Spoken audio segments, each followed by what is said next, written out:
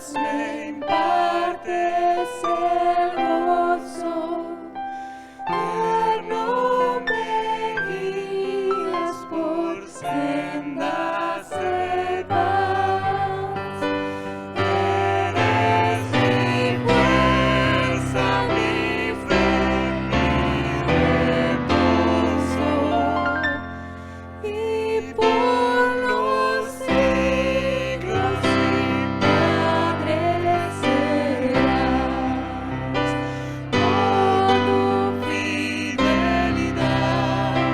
Oh, tu fidelidad, cada momento lo veo en mí. Nada me falta, pues todo provees. Grande Señor es tu fidelidad.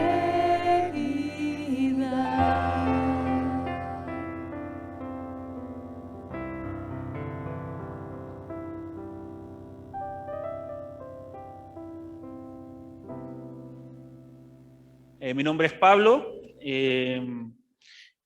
Estamos acá con mi familia, bueno, con mi esposa llegamos a la iglesia el año 2016. Eso quiere decir que ya llevamos 6 años ya en esta iglesia. Con mi esposa llevamos ya, el martes cumplimos 8 años casados.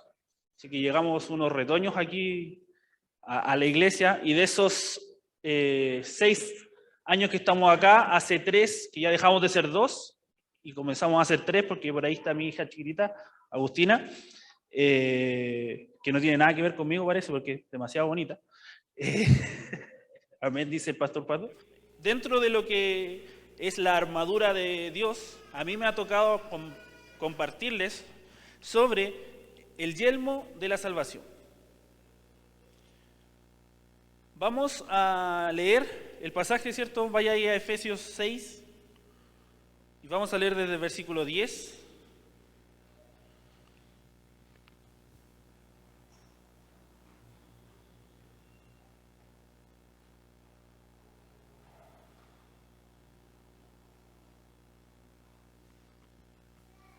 Si ya lo tiene, por favor, me hace una señita para empezar la lectura. Bien, por allá, por este lado. Efesios 6, desde el versículo 10, vamos a leer en adelante hasta el versículo 18. Dice así la palabra del Señor: por lo demás, fortaleceos en el Señor y en el poder de su fuerza, revestidos con toda la armadura de Dios, para que podáis estar firmes contra las insidias del diablo. Porque nuestra lucha no es contra sangre y carne, sino contra principados, contra potestades, contra los poderes de este mundo de tinieblas, contra las huestes espirituales de maldad en las regiones celestiales. Por tanto, tomad toda la armadura de Dios para que podáis resistir en el día malo. Y habiéndolo hecho todo, estad firmes. Estad pues firmes, ceñida vuestra cintura con la verdad, revestidos con la coraza de la justicia y calzados los pies con el apresto del evangelio de la paz. En todo, tomando el escudo de la fe, con él que podréis apagar todos los dardos encendidos del maligno.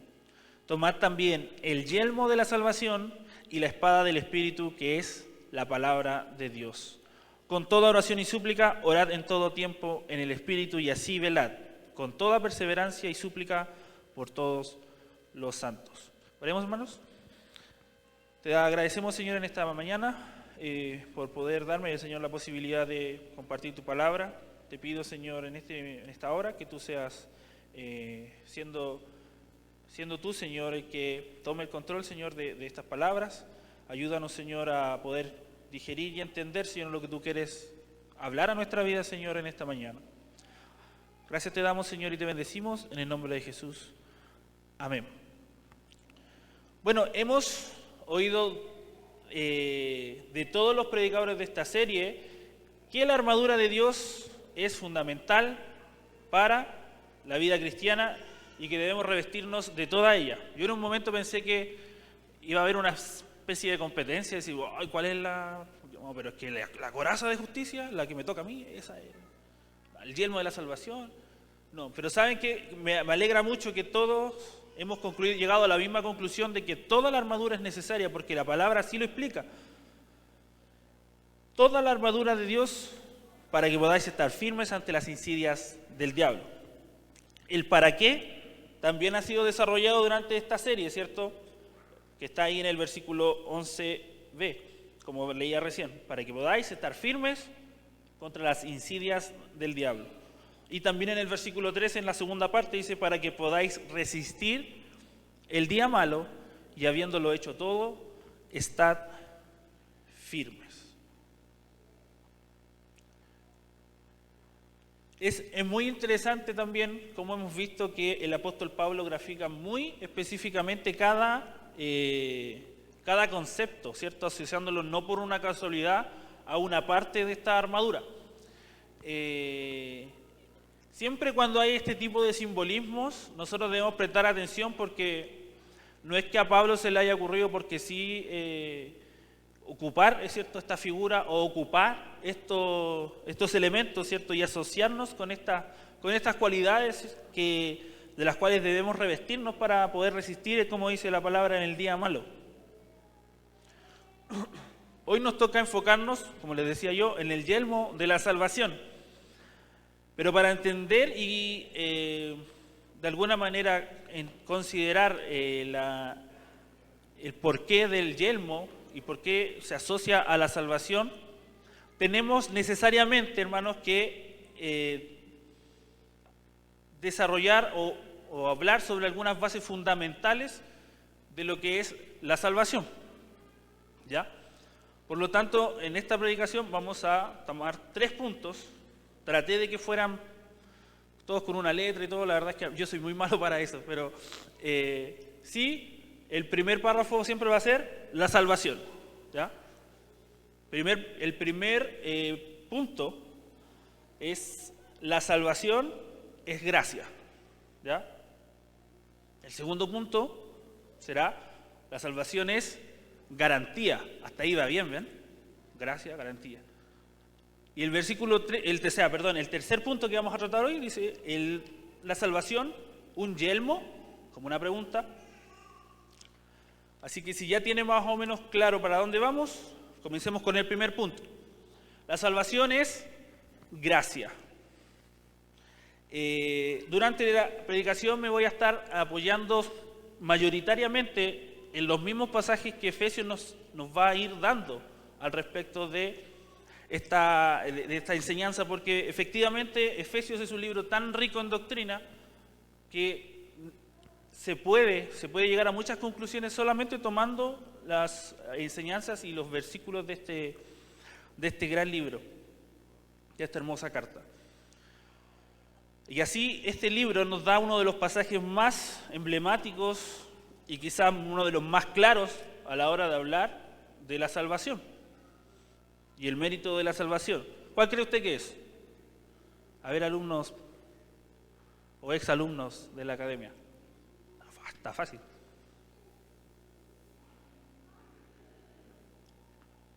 Está entre el versículo, en el capítulo 1 y entre el capítulo 3. Vaya a su Biblia a Efesios 2. Vamos a leer del versículo 4 al versículo 9.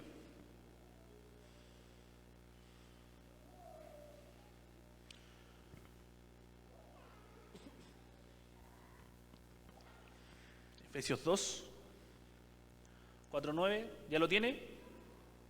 ¿Por allá? ¿Sí? ¿Ok?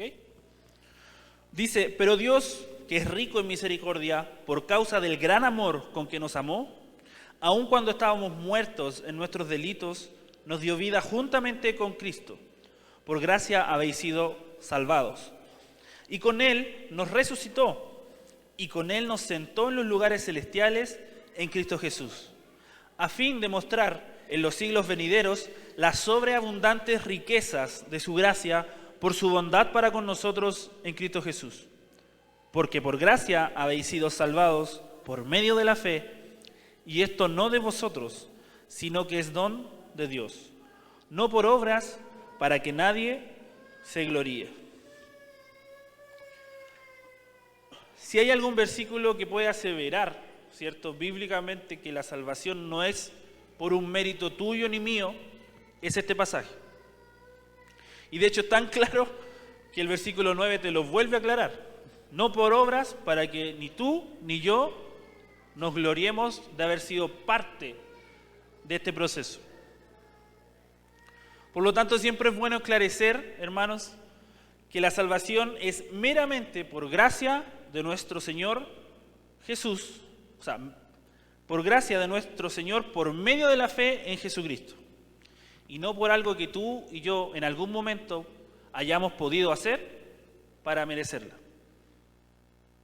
Estábamos espiritualmente muertos, como dice el versículo 5. Y Dios nos ha dado vida juntamente con Cristo, y mediante Cristo hemos sido salvados. ¿Salvados de qué?, dirá usted. Nos ha librado de la ira de Dios en el juicio final. Romanos 5:9 dice: entonces, mucho más, habiendo sido ahora justificados por su sangre, seremos salvos de la ira de Dios por medio de él. Entonces, ¿hay algo que yo pueda hacer, hermano, para influir en este don de Dios para nosotros? No. Versículo 9 es muy claro en este sentido, dice: para que nadie se gloríe. De alguna manera, esto en general en la iglesia lo tenemos muy claro porque es piedra fundamental de nuestra doctrina, ¿cierto? Está en los estatutos, en la declaración doctrinal de la iglesia incluso.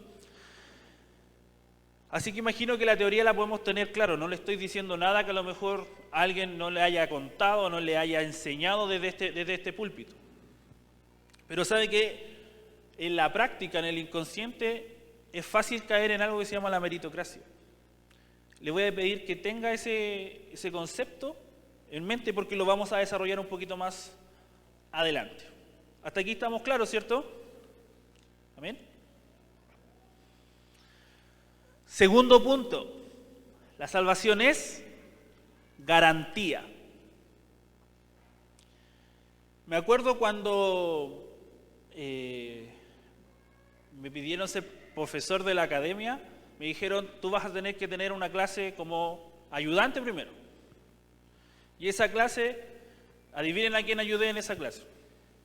No voy a decir nada, pero empieza con P y termina con Atricio. Y en estricto rigor, y esto no es para acusar al pastor Pato ni nada, pero en estricto rigor yo tenía que hacer 2 clases de un ramo que se llama neumatología. Algo súper sencillo de enseñar para empezar, ¿cierto? Algo muy básico. Pastor Pato me dice: tengo una idea mejor. Vámonos una y una. Ya, le dije yo. Entonces, no hay problema. Él le hizo la primera clase introductoria y coincidentemente los temas más complicados eran justo en las clases que me tocaban a mí.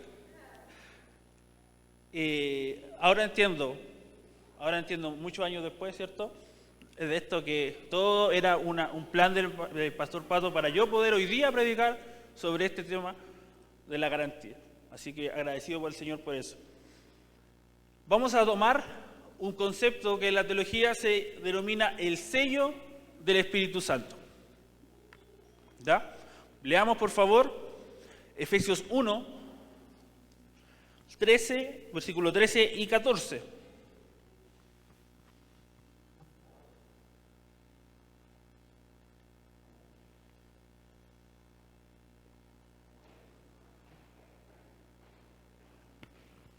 Si ya lo tiene, vamos a dar lectura.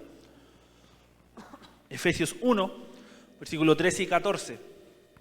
Dice: en él también vosotros, después de escuchar el mensaje de la verdad, el evangelio de vuestra salvación, y habiendo creído, fuisteis sellados con el Espíritu Santo de la promesa, que nos es dado como garantía de nuestra herencia, con miras a la redención de la posesión adquirida de Dios para alabanza de su gloria. ¿Qué es el sello del Espíritu Santo entonces?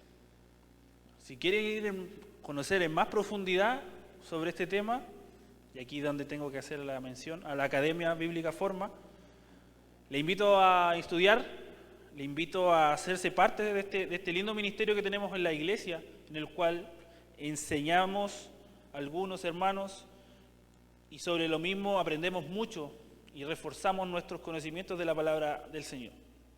Algo que va a aprender en esa Academia Bíblica Forma es esto. ¿Qué es el sello del Espíritu Santo? Es la acción del Espíritu Santo en el instante mismo de la conversión, en el cual el Señor nos marca, nos da una marca, para identificarnos como propiedad de Dios. Una de las tantas cosas que suceden al momento de la conversión por obra del Espíritu Santo es este sello, en el cual el Señor nos pone una marca, ¿cierto? Y dice, mío, de mi propiedad. Indica que el creyente le pertenece a Dios y nos da seguridad de que somos de Él. Yo no sé si en algún momento de su vida usted se ha hecho esa pregunta. ¿Habré tomado la decisión o habré sido salvo en verdad? Cuando se me presentó el Evangelio, ¿habré o soy el único que en algún momento de su vida quedó? Yo la verdad que en algún momento tuve dudas del cuándo, eso sí. Pero sí tengo identificado el día y cuándo fue, en qué momento fue que yo, o el Señor, ¿cierto?, a través de su gracia llegó a mí, ¿cierto?, y me hizo su hijo. Yo tenía 7 años. Entonces usted entenderá que me faltaba vivir toda una adolescencia de dudas, de instintos, impulsos y un montón de otras cosas. Pero al poder estudiar esto ya de más adulto, no voy a decir de más viejo, de más adulto, sin duda que esto trajo mucha paz a mi corazón. Porque definitivamente cuando vemos estos pasajes, ¿cierto?, y entendemos esta definición, no es que yo mismo haya tomado un timbre, ¿cierto?, y me haya empezado a colocar marcas, ¿cierto?, yo mismo sobre decir yo pertenezco a Dios. No. Es la obra de la Trinidad, ¿cierto?, obrando en mi vida, diciendo, Pablo Alberto Vázquez Veloso, tú me perteneces. Y qué descanso hay para nuestra mente y corazón entender ese concepto. Acá hay un concepto muy, en el versículo 14 dice que nos es dado como garantía. Si usted en algún momento ha leído la Reina Valera 60, cosa que no acostumbramos a hacer acá, pero si usted la tiene muy vivo, esa palabra garantía se ocupa de otra manera en la Reina Valera. ¿Usted sabe cuál es? Las arras. ¿Y qué son las arras?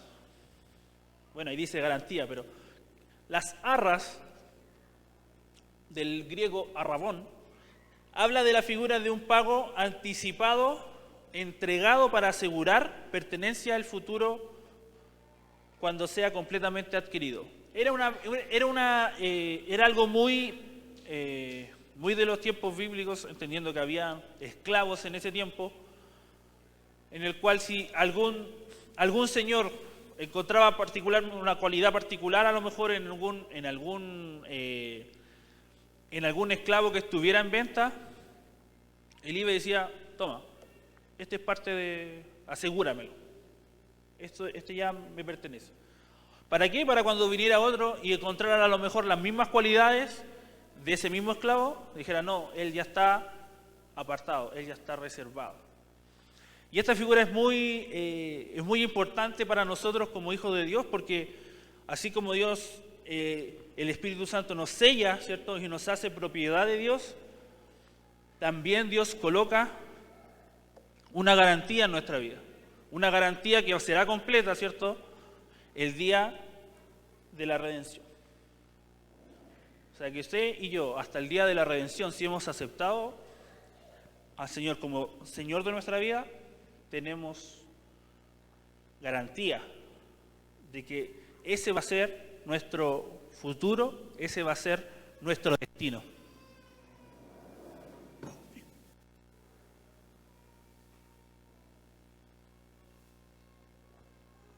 Segunda de Corintios 1, 21 y 22 también habla de esto.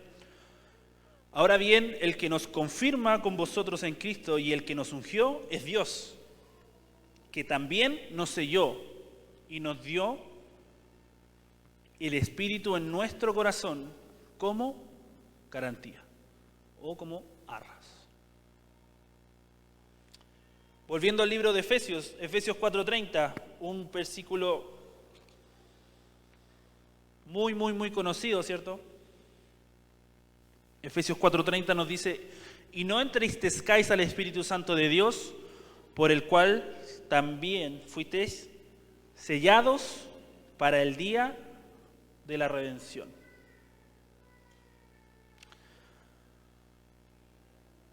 Tenemos claro entonces que la salvación es gracia, que la salvación es garantía. Pero hermano, sí o sí tenemos que, cuando empezamos a estudiar estos conceptos, se nos van a salir muchas preguntas, ¿cierto? Preguntas prácticas, que a lo mejor podemos ver en el día a día, y que es necesario hacérselas, sí, pero también es necesario tener claridad en su respuesta. Si le hago esta pregunta, ¿puede alguien salvo dejar de ser salvo? No. ¿Cierto? El pastor al tiro me hace un no rotundo. ¿Por qué? ¿Por qué no? Porque la obra redentora es de Dios, es suya, y opera a través de la Trinidad, y nosotros no tenemos obra y parte en ella. Incluso la fe que nosotros depositamos en el Señor viene de Él.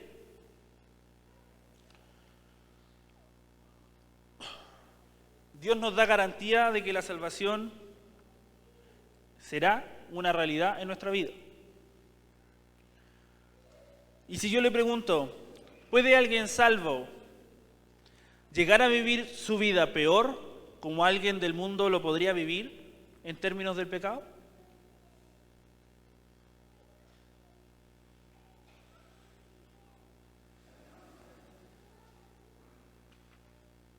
La respuesta es sí.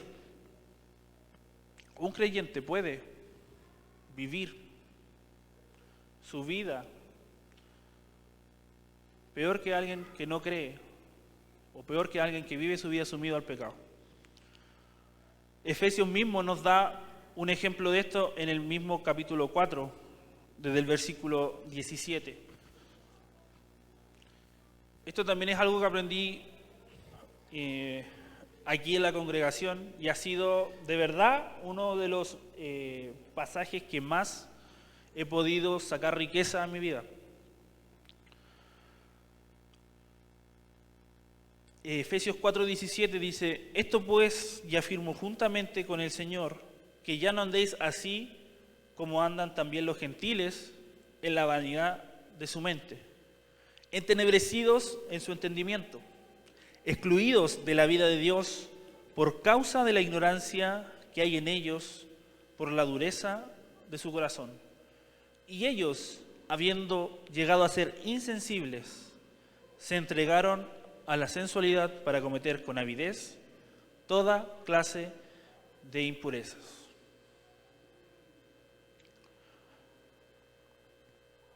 El libro de Efesios, o la carta a los Efesios, ¿para quién estaba destinada, cierto? A los Efesios, obvio. Pero era a los inconversos de Efesios.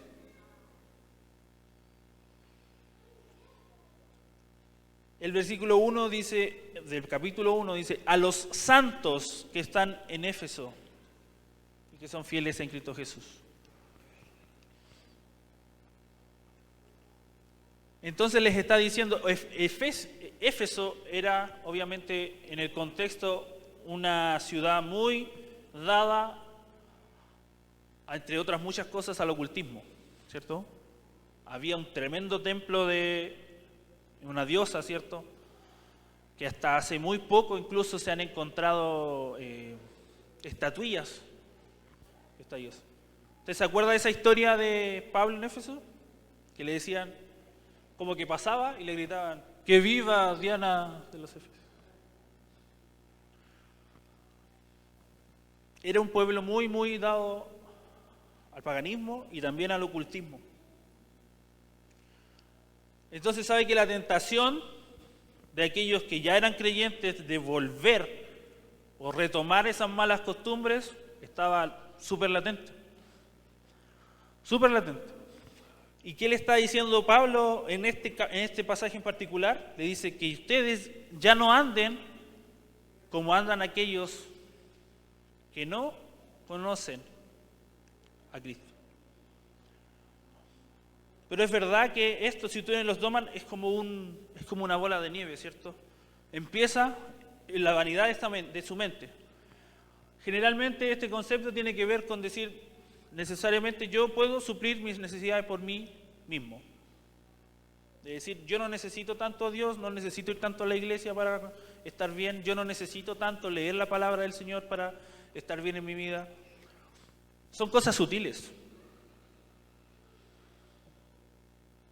Pero ya cuando llega el momento de que nuestro entendimiento está entenebrecido, nuestro corazón puede llegar a ser tan duro. Y ya cuando ya somos insensibles, dice aquí, un cristiano puede llegar a entregarse a la sensualidad para cometer con avidez, o sea, con ganas, toda clase de impurezas. Puede sonar un poco injusto desde la perspectiva del hombre, ¿cierto? Decir, bueno, entonces yo que me esfuerzo en mi vida espiritual, yo que tengo hábitos piadosos, me encanta ese concepto que ocupa mi hermano Alejandro, los hábitos piadosos. ¿Por qué entonces la cosa es equitativa finalmente? Bueno, porque como ya dijimos, no depende de nosotros.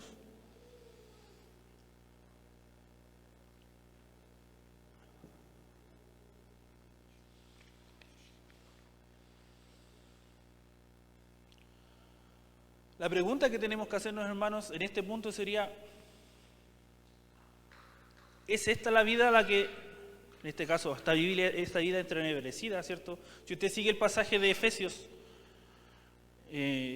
habla sobre la nueva vida en Cristo, ¿cierto? Si en verdad lo oíste y habéis sido enseñados en Él, versículo 21, conforme a la verdad que hay en Cristo Jesús, que en cuanto a nuestra anterior manera de vivir, os despojéis del viejo hombre, que se corrompe según los deseos engañosos, y que seáis renovados en el espíritu de nuestra mente. La pregunta es entonces, ¿es esta la vida a la que Dios nos llama entregándonos la salvación? O sea, ¿Dios nos salva y ya está? Déjela también en el tintero porque también la vamos a desarrollar un poquito después. Vamos de lleno entonces al capítulo 6 ahora. Punto número 3, la salvación, un yelmo.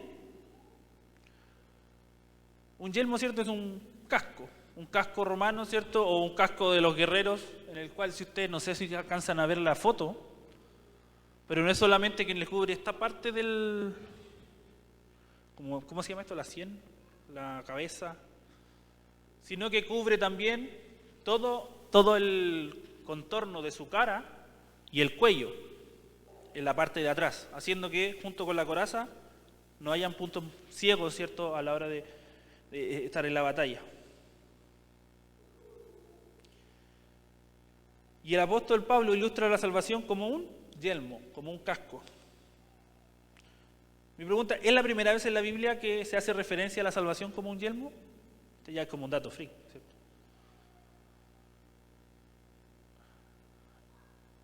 ¿Qué dice usted? ¿Se le ocurrió a Pablo? No se le ocurrió a Pablo, hermano. Y yo venía así como tan entusiasmado cuando estaba estudiando esto. Y de repente, si usted tiene Biblias de las Américas, dice ahí, tomad también el yelmo de en el versículo 17 dice, tomad también el yelmo de la salvación, y está en mayúscula. Y cuando una parte del Nuevo Testamento en la Biblia de las Américas está en mayúscula, eso quiere decir que está haciendo una referencia directa al Antiguo Testamento. Y esa referencia, hermanos, está en Isaías 59, 17.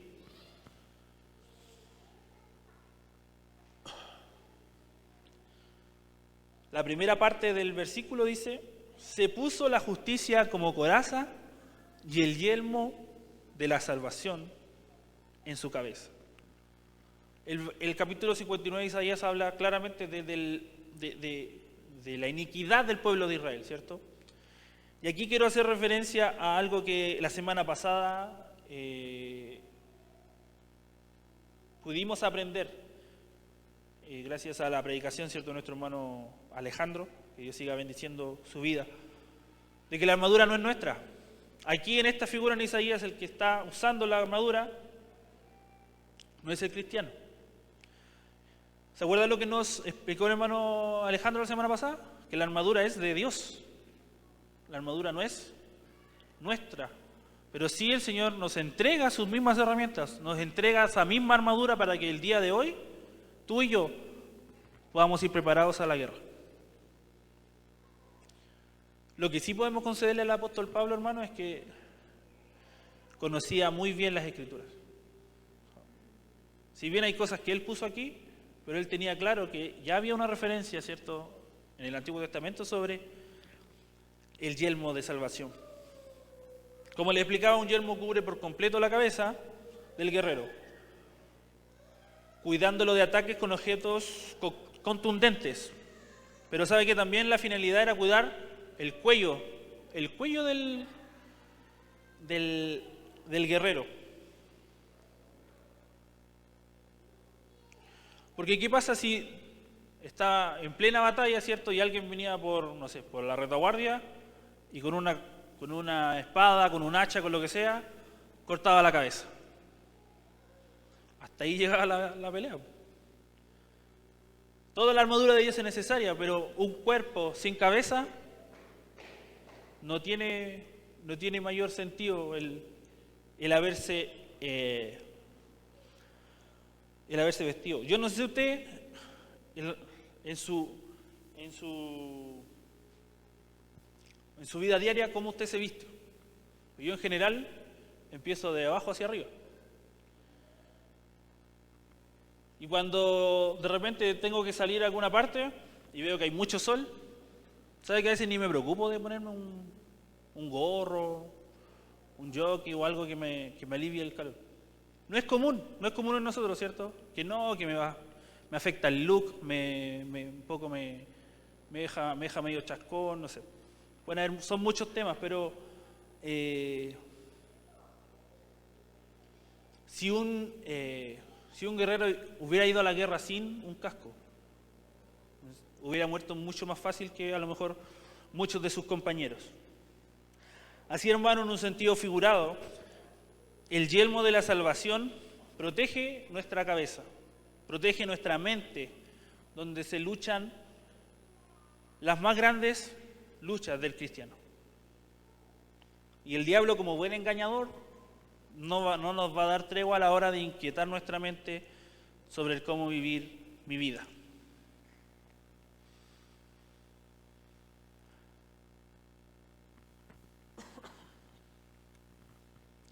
La salvación, hermano, viene siendo un estandarte, ¿cierto? Algo que es indispensable en nuestra vida.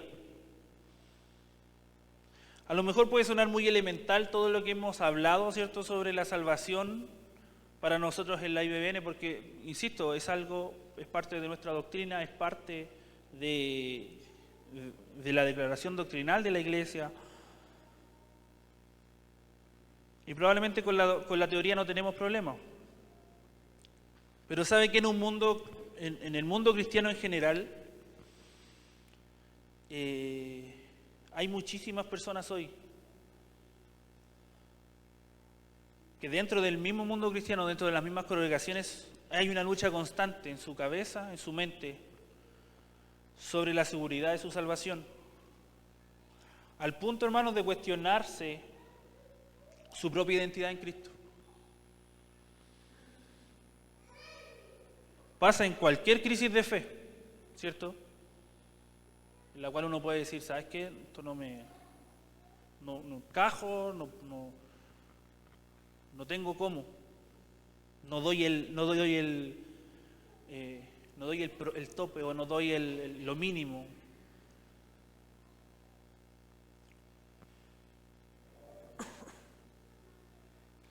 El yelmo de la salvación, hermano, en este caso protege de esta inseguridad. Una inseguridad que puede generar nuestra propia naturaleza pecaminosa y nos permite descansar en la obra de Dios, en esa obra que Dios ha hecho en nuestra vida, entendiendo que hemos sido llamados a tener una vida en comunión con el Señor.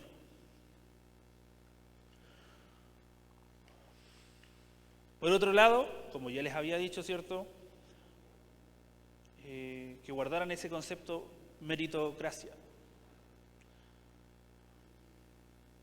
¿Sabe que es muy fácil o inconscientemente es muy fácil caer en la meritocracia en nuestra vida cristiana? Como decir, ¿sabes que yo sé que la salvación es por gracia, pero si no fuera, igual estoy dentro del... Es fácil caer en esos argumentos inconscientemente, decir, porque yo hago esto o aquello, porque yo sirvo, porque yo muestro frutos incluso. Merezco que el Señor me haya salvado. Hermanos, nosotros lo único que merecíamos era la muerte y la condenación eterna. Si el Señor nos llama a tener una vida cercana a Él, pero ni siquiera los frutos, hermanos, tienen que ver con la salvación en sí.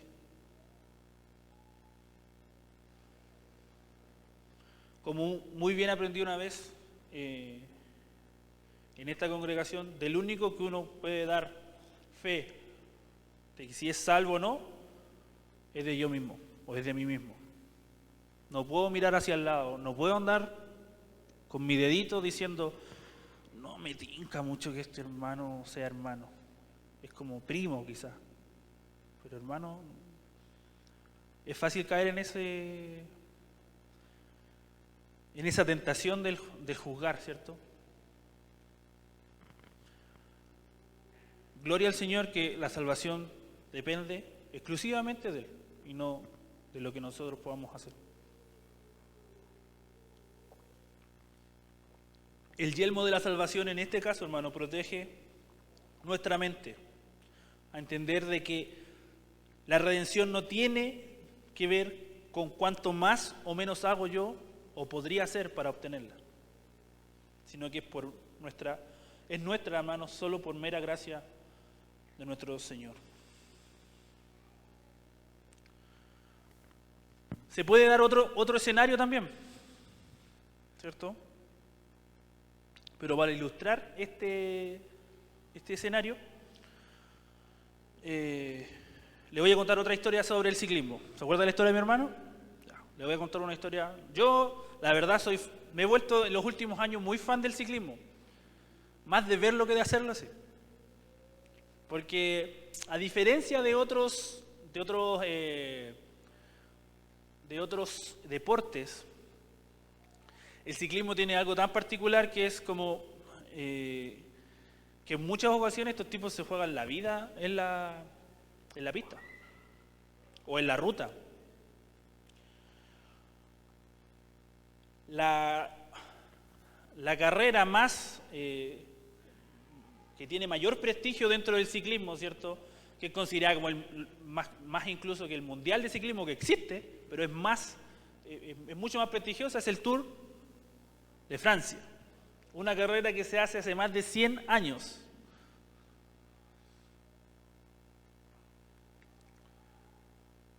Y en esta carrera, en el año 95, un joven ciclista llamado Fabio Casartelli,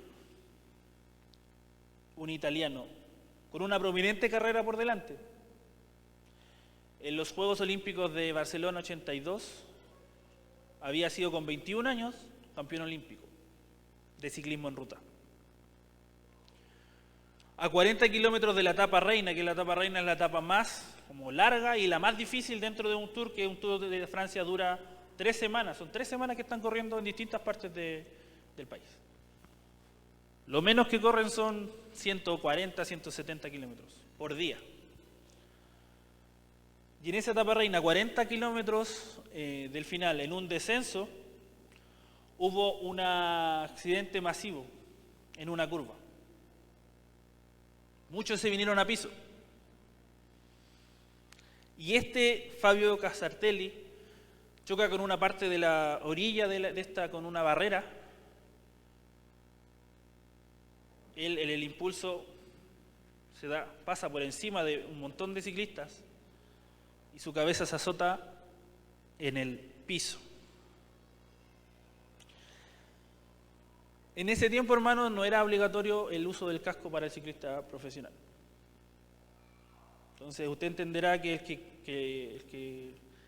el que quería lo podía usar, pero era el hazme de reír del pelotón, de todos los ciclistas. Bueno, Fabio Casartelli no andaba con casco. Murió unas horas después en el hospital, ya después de haber sido reanimado 3 veces. Y dejó una de las postales del periodismo, de las más crudas, porque en ese tiempo no había un filtro muy docto para el tema de las portadas. La foto principal era él postrado, ¿cierto?, en un charco de sangre arrastrado hacia la orilla.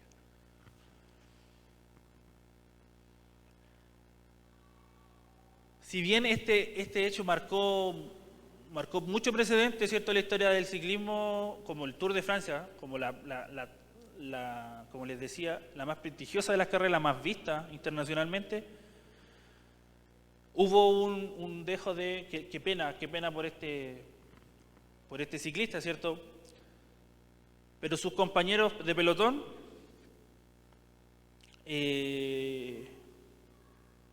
¿sabe cuál fue su reacción? Obviamente después de la pena. ¿Qué quiso hacer la Unión Ciclista Internacional a partir de ese día?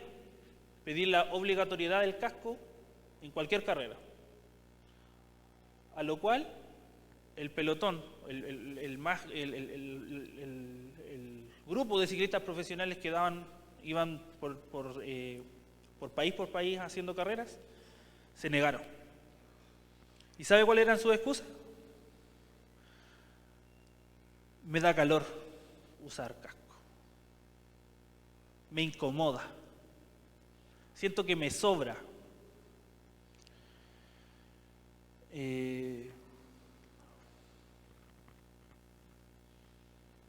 No lo necesito. Y bueno, cuando te toca, te toca. Después de 8 años, hermanos, y por la muerte de otro ciclista, Alexander Kivilev, en una carrera francesa también, que es muy conocida como la París-Niza, en un accidente muy simple y evitable. Él iba en el llano, ¿cierto? Se le pasó la rueda, ¿cierto? Soltó la cadena, se fue a piso y su 100 cayó de frente a la carretera.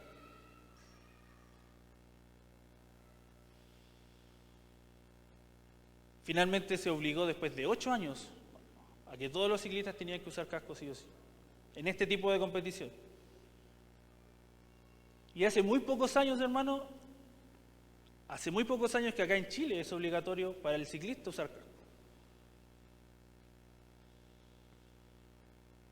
También con las mismas excusas, ¿cierto? Que me da calor, que no me gusta, que me sobra. ¿Sabe que en ambos accidentes que yo le estoy contando, la conclusión de los expertos fue la misma? Si hubiera ido con casco, no habría muerto y desperdiciado su vida.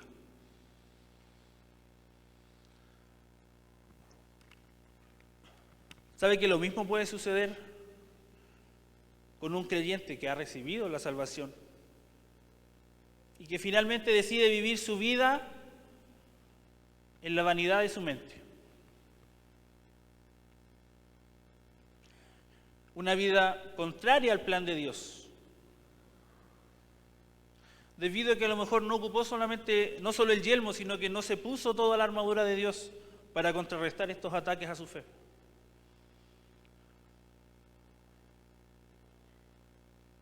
Es tentador, hermano, saber que, bueno, si tenemos la salvación y es por gracia y no es mérito mío, y si ya la recibí, vámonos a dar una vuelta a Egipto, como se decía en mi tiempo. Vamos al mundo, probemos todo. Lleguemos a ser como estos hermanos, ¿cierto?, del capítulo 4, 17. Vamos y seamos insensibles. Vamos y vivamos una vida como cualquier no creyente o incluso peor, tomando el pecado como eje fundamental de esta vida.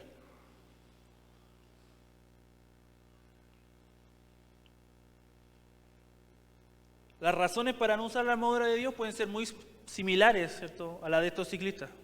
¿Sabe qué? Me incomoda, me sobra, siento que en verdad no la necesito. O sea, yo en mi día a día puedo vivir sin orar, puedo vivir sin la palabra de Dios. Hoy día no me voy a poner, no voy a ir con el escudo. Yo creo que hoy día la batalla va a estar liviana, así que me las arreglo solito. Aparte que es muy pesado. A lo mejor voy con chalitas, no, porque hace calor, es verano.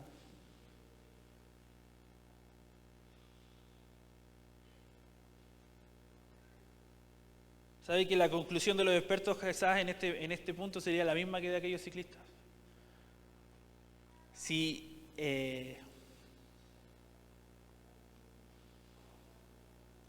hubiera usado el casco, si hubiera usado el yelmo de la salvación, si hubiera usado no solo eso, sino que toda la armadura de Dios, no habría muerto y desperdiciado su vida.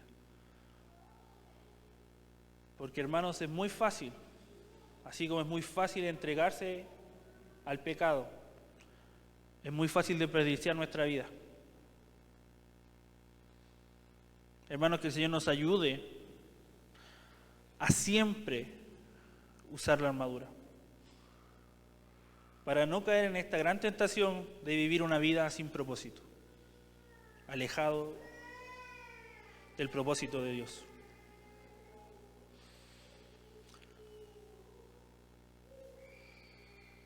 ¿Alguna vez usted se preguntó cuál es la razón que tuvo Dios para salvarnos? ¿Usted es salvo, amén? ¿Por qué cree que Dios nos salvó? ¿Cuál fue su motivo? ¿Cuál fue la motivación que tuvo Dios al decir, hermano David, me perteneces? Hermano Jaime, me perteneces. Hermano Alejandro, me perteneces. Tú y tu casa.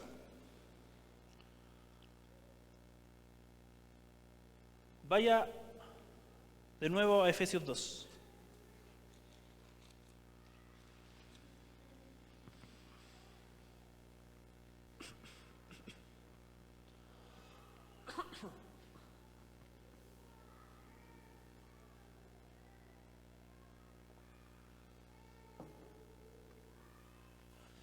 ¿Quieres saber cuál es la razón por la que Dios nos ha salvado?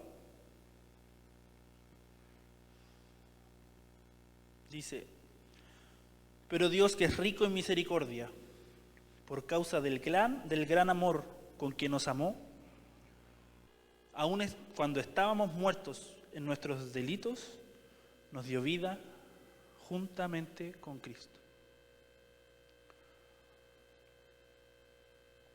La razón, el motivante por el cual Dios nos salvó, es por su amor.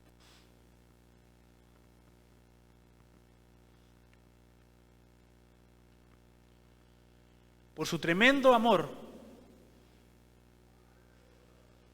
por ti y por mí.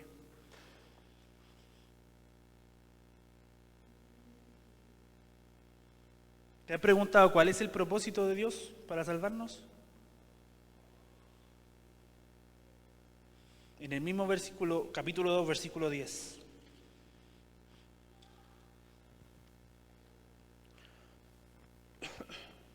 ¿Por qué nos ama? Porque somos hechura suya, creados en Cristo Jesús. ¿Para qué? Para hacer buenas obras, las cuales Dios preparó de antemano para que anduviésemos en ellas.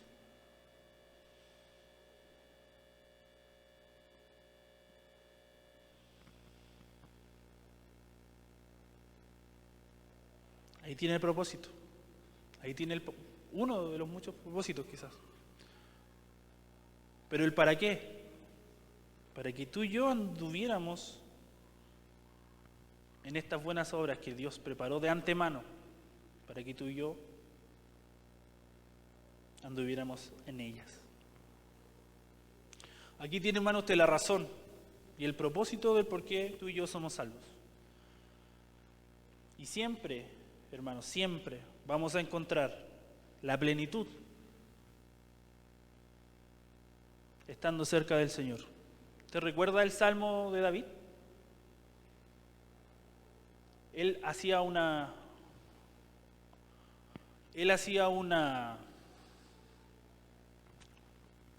en su congoja, ¿cierto? Exclamaba una petición al Señor. Restaura en mí el gozo de tu salvación. ¿Qué había hecho David en ese momento? No específicamente, pero lo que había hecho era alejarse del plan que Dios tenía para su vida.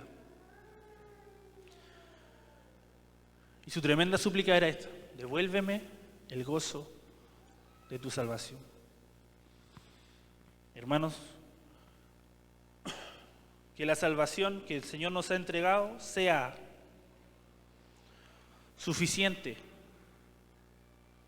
para que nosotros nunca perdamos el gozo que debemos tener al vivir con Él. Oremos. Soberano Dios, solamente, Señor, queremos hoy, en esta mañana, como primera cosa, agradecerte, Señor. Agradecer tu infinito amor por nosotros, Señor. Sabemos que tú nos has creado, Señor, para glorificarte. Y aún, Señor, cuando nuestra naturaleza es ir en contra de tus designios, un día tuviste bien en tomar nuestras vidas. Y por tu gracia, decir, me perteneces. Gracias, Señor, porque un día tú decidiste que te perteneciéramos. Y, Señor, te pido que nos ayudes día a día a llevar toda la armadura, Señor, que tú has dispuesto para nosotros. Porque sin duda,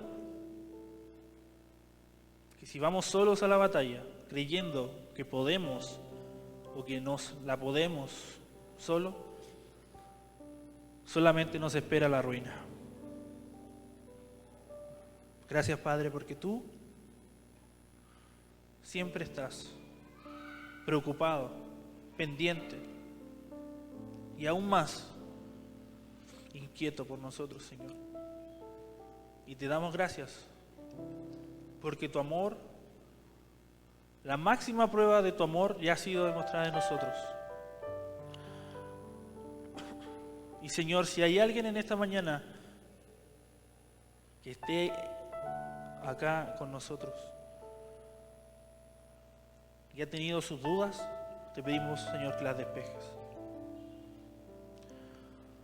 Pero si hay alguien más que no ha tomado tu salvación, que no ha puesto tu fe en ti, te pedimos, Señor, que también que tú hagas la obra en esos corazones. Si hay alguien en Zoom que también esté en esta situación, haz tú la obra, Señor. Gracias porque de ninguna manera, Señor, nosotros podemos hacer nada por nosotros mismos para merecerte. Pero nos has entregado todo lo necesario para vivir una vida plena, una vida nueva. Gracias, Padre. Todo esto te lo pedimos y te lo agradecemos en los méritos exclusivos de tu Hijo Jesús. Amén. Que el Señor les bendiga, mis hermanos.